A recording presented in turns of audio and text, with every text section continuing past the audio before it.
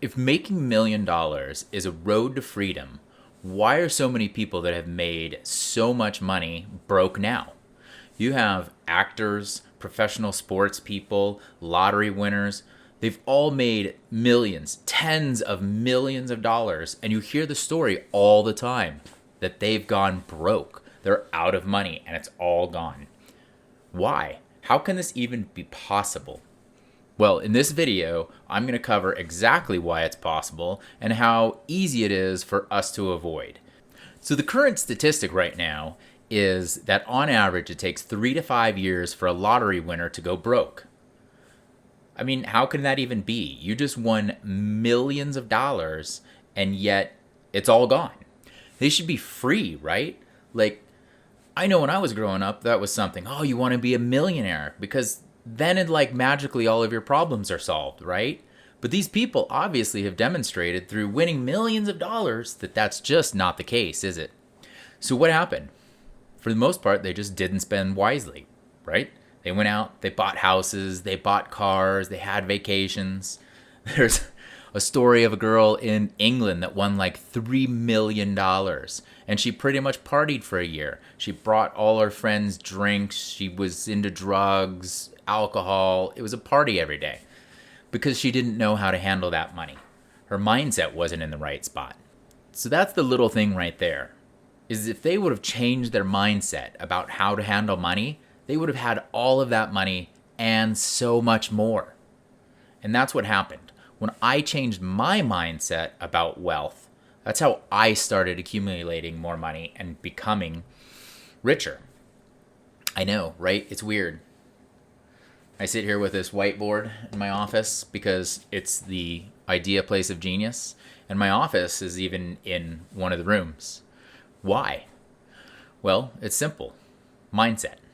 Let me tell you the story about this. So growing up, I was raised by a single mother. She worked 2 jobs to give us pretty much what we needed. We had a house, we had food, we had clothing. We did have enough money now and then to go out and do fun things, which was always awesome.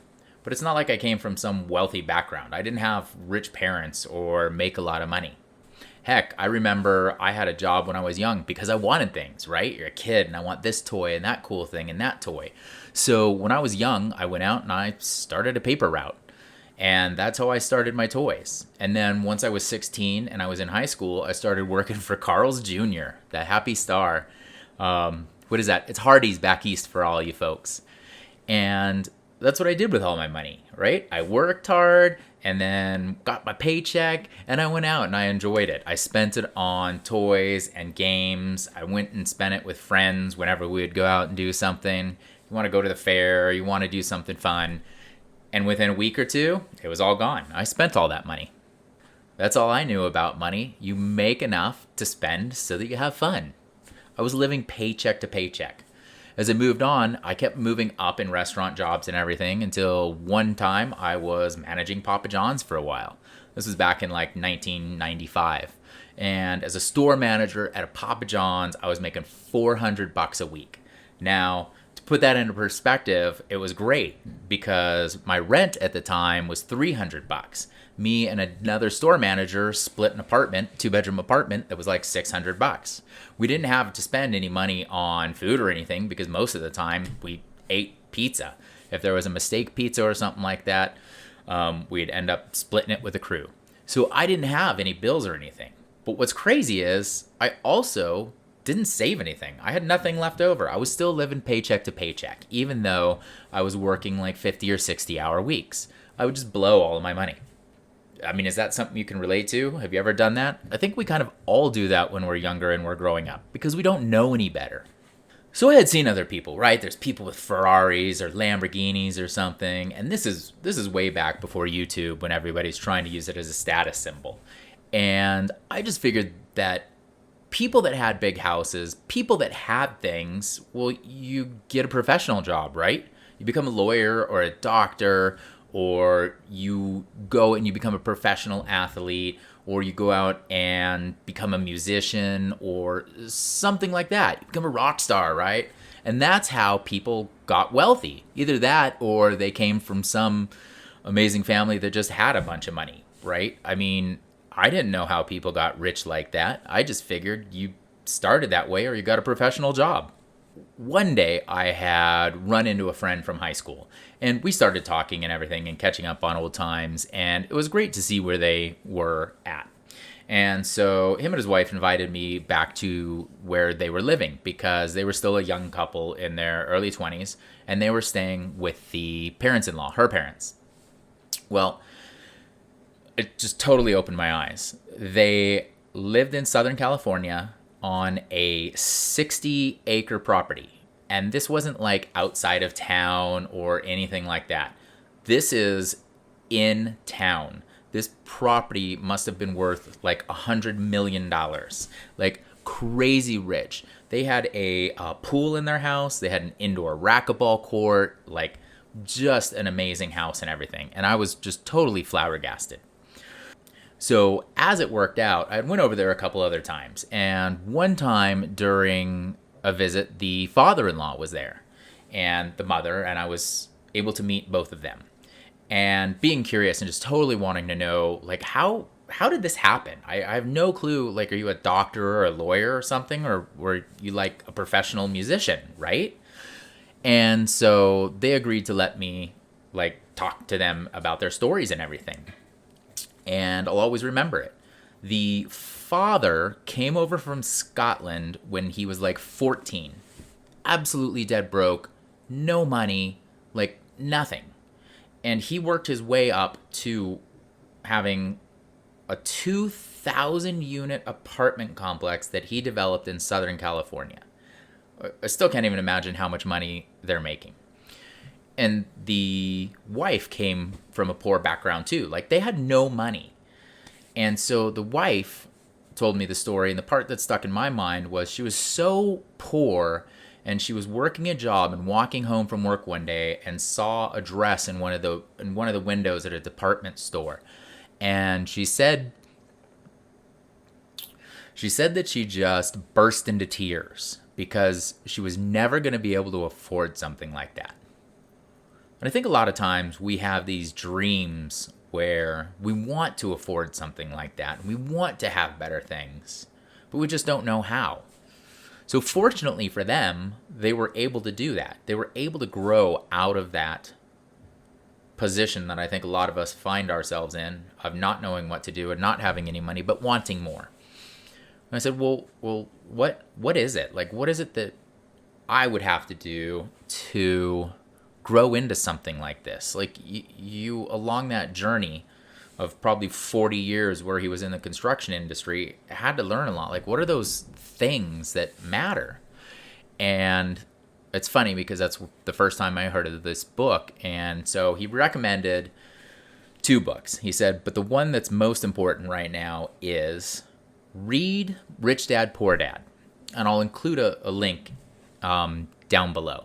And he said, you got to read this book because the reason people are broke is our mindset's wrong. Our mindset about money, our understanding about money, and our understanding about how to make money is all wrong. And you have to change that.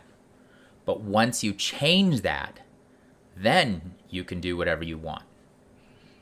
And he had to close the conversation with, he was going down to the Florida, I think it said like Florida boat show. It's like, oh yeah, are you gonna like do you fish? Are you gonna buy another boat or something? He's like, well, I don't go out on the ocean much anymore, so I'm gonna sell my 120-foot yacht and I'm just gonna buy a 90-foot yacht. Like, who in the world has that?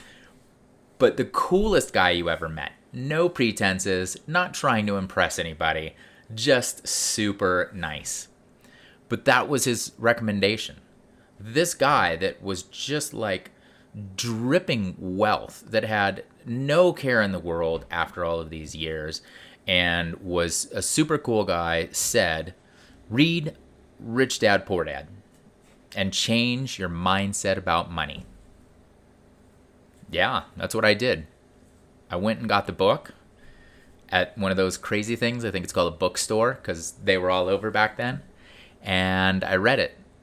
And then I went to the second book that he had recommended, which was Napoleon Hill, Think and Grow Rich. And both of those can change your mindset about how money works. And once that happens, it was really amazing. It was a really big transformation.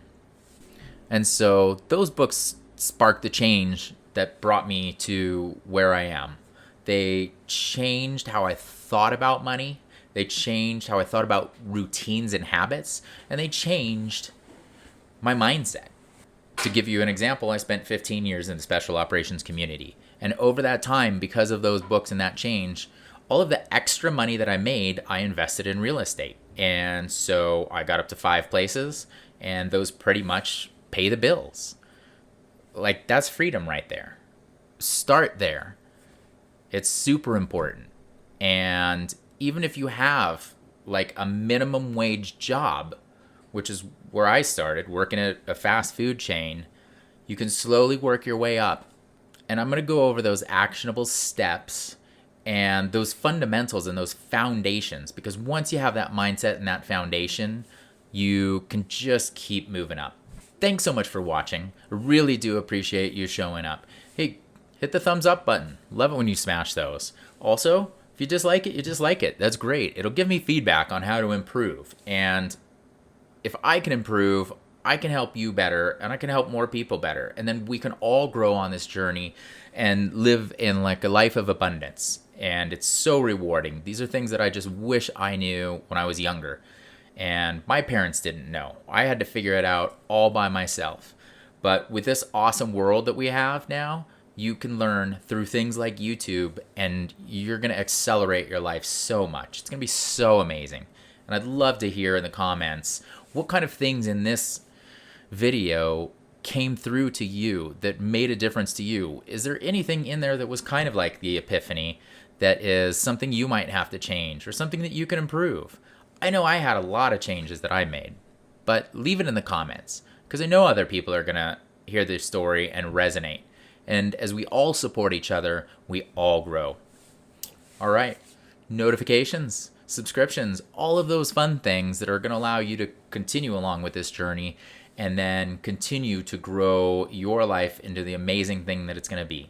So check it out next week and follow along with these steps. And then you're going to be moving towards driving your dream car, living in your dream house, taking your dream vacations. Follow the steps, take the actionable advice, and grow and live a fruitful and happy life. All right.